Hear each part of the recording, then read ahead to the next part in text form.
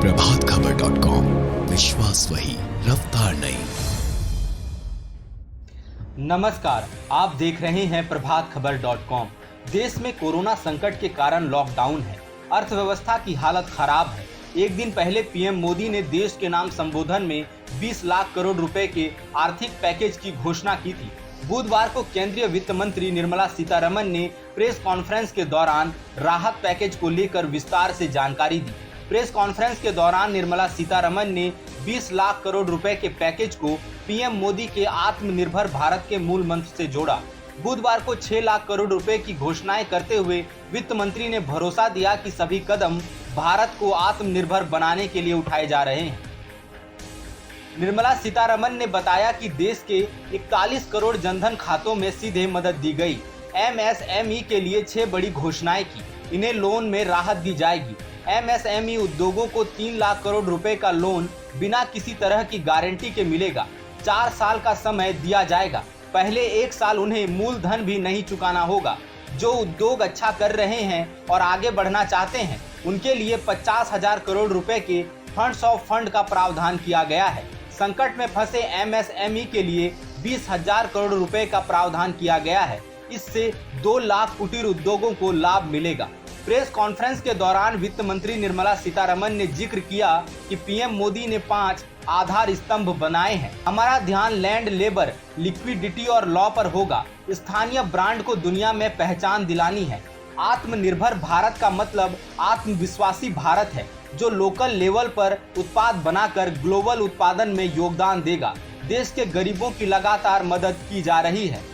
उन्हें 18,000 करोड़ के खाद्यान्न दिए गए हैं। लॉकडाउन के बाद गरीब कल्याण योजना का ऐलान किया गया। लॉकडाउन में राशन और अनाज का वितरण किया गया। जिनके पास राशन कार्ड नहीं है, उनको भी राशन मुहैया करवाया गया। लोगों के खातों में सीधे रुपये पहुंचाए गए।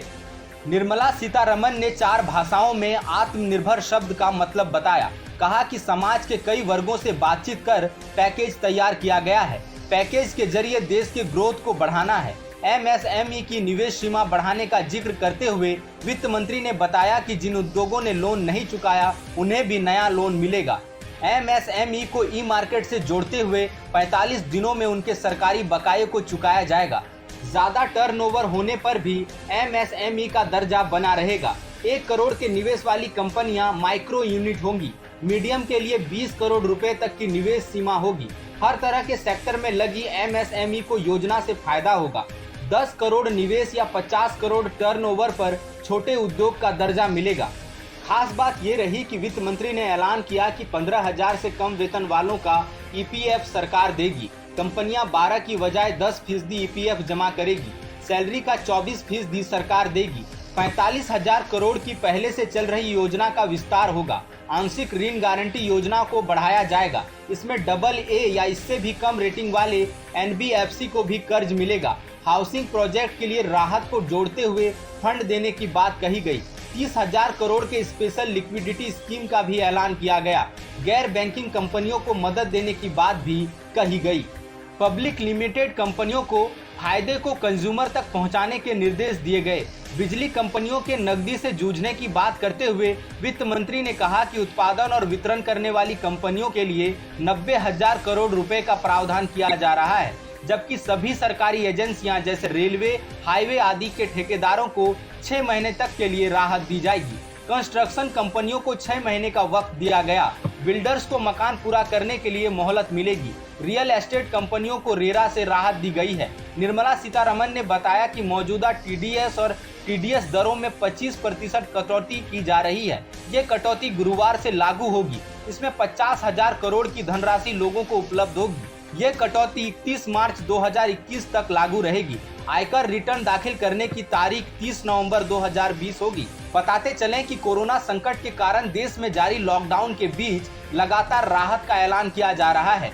इसके पहले वित्त मंत्री ने 1,70,000 करोड़ के राहत पैकेज की घोषणा की थी। साथ ही आयकर को लेकर भी बड़ा ऐलान किया था। लॉकडाउन के विभिन्न सेक्टर्स पर पड़ने वाले प्रभाव को देखते हुए पीएम मोदी लगातार राज्यों के मुख्यमंत्रियों के साथ बैठक करके राहत के उपायों पर विचार कर रहे हैं।